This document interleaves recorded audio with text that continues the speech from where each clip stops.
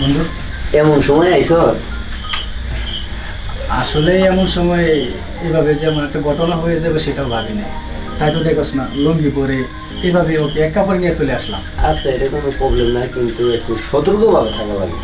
আর এমন কিছু করিস না যেন তোর লাগে আমি বিপদে পড়ি। না না, কি যে বলস বন্ধু, তুই আমাদেরকে এমন বিপদের সময় ঠাই দিয়েছিস আর আমরা এমন কিছু করবো তুই ভাবলি কি করে? আমি চিন্তা করতেছি যে আমি কি বলবো। কি বলবি সেটা জানি না, কিন্তু ওকে যদি আমি এই সময় না নিয়ে আসতাম তাহলে ওই খারাপ লোকের সঙ্গে ওর বিয়ে হয়ে যেত। আর আশা করছি আমি কালকে দিনের ভিতরে সব ব্যবস্থা করবো বিয়ের। আমার পরিচিত কাজই আছে, তুই যদি বলস তো আমি কথা বলতে পারি। হ্যাঁ বন্ধু, সেটাই ভালো হবে। আমরা চাচ্ছি খুব চালু চালু বিয়েটা করি। হ্যাঁ ভাইয়া, আপনি আপনার ছোট বোন ভেবে আমাদের এই কাজটা একটু সম্পন্ন করে দেন। আর এদিকে তো ঠিকঠাক আছে সব? হ্যাঁ, সব তাহলে ঠিক আছে। তোরা চিন্তা করিস না, তোরা থাক, আমি কাজে আনতেছি। আচ্ছা ঠিক আছে, যা তাহলে তুই। আচ্ছা। আচ্ছা। আমি না কেন যেন ভয় পাইতেছি, কোনো সমস্যা হইব না তো আবার? আরে না পাগল, কিসের ভয় আবার? আমার বন্ধু আছে না, এদিকে যা কিছু হোক ও সব সামলিয়ে নেবে। যাক, আমার বন্ধু আছে সেটা তো আছে, আর আমি তোমার উপর একটা ভরসা করে বিদেয় আসছি। সেটাই তো। আর তুমি আমার হাত ধরে বাড়ি থেকে বের হয়ে আসছো, আমি কি তোমাকে বিপদে ফেলতে পারি? কখনোই না। সেই বিশ্বাস আর তোমার প্রতি সেই ভালোবাসাটা আমার অনেক। সেটা আমি জানি। ও, ভালো কথা। কি? আসলে বন্ধুকে তো খাবারের কথা বলা হলো না, আর ও তো কাজের কাছে গেছে, মনে হয় ওর খাবারের কথা মনে নেই। তাহলে একটা কাজ করো, তুমি এখানে শুয়ে থাকো, আমরা তিনজনের জন্য খাবার নিয়ে আসি। আচ্ছা ঠিক আছে, তুমি একটু তাড়াতাড়ি যেও আর তাড়াতাড়ি চলে এসো। একা একা রুমে থাকবো তো ভয় লাগতেছে, আর অপরিচিত জায়গা জানোই তো। হ্যাঁ, সেটা আমি জানি। আমি তাড়াতাড়ি যাব আর তাড়াতাড়ি চলে আসবো। তাহলে তুমি শুয়ে থাকো, আমি যাই। আচ্ছা ঠিক আছে, তাহলে তাড়াতাড়ি চলে এসো। হ্যাঁ আচ্ছা ঠিক আছে।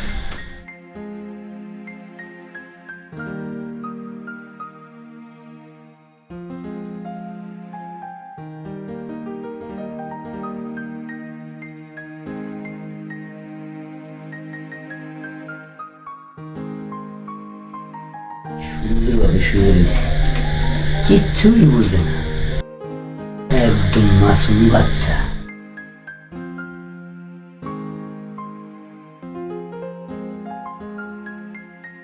দেখতে কত মিষ্টি, অনেকদিন হয়েছে আমি মিষ্টি খাই না। আজকে আমার রুমে এই মিষ্টি তো হাতছাড়া করা যাবে না। আস্তে আস্তে চারটে মিষ্টি খাওয়া যাবে। কত সুন্দর রূপ, চেহারা মাশাআল্লাহ অনেক সুন্দর। মনে তো আর মানে না, মনে হয় যে লাফাইয়া পড়ে। আমি তাকে কিভাবে আদর করবো আমি নিজেও জানি না।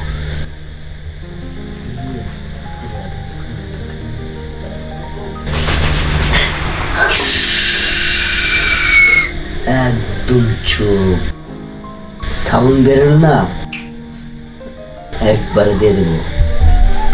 চুপ। আপনি এসব কি করতেছেন? আমি না আপনার বন্ধুর গার্লফ্রেন্ড, আর কিছুক্ষণ পরে তো আপনার বন্ধুর সাথে আমার বিয়ে হবে। আমি তো আপনাকে ভাইয়া বলে ডাকছি।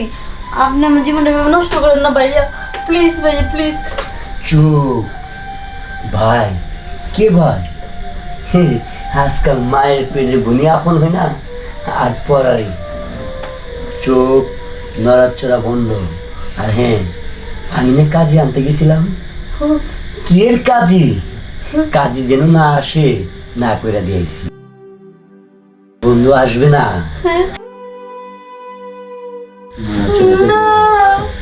চোখ। না, ছেড়ে দাও আমাকে। মায়া? না, মায়া,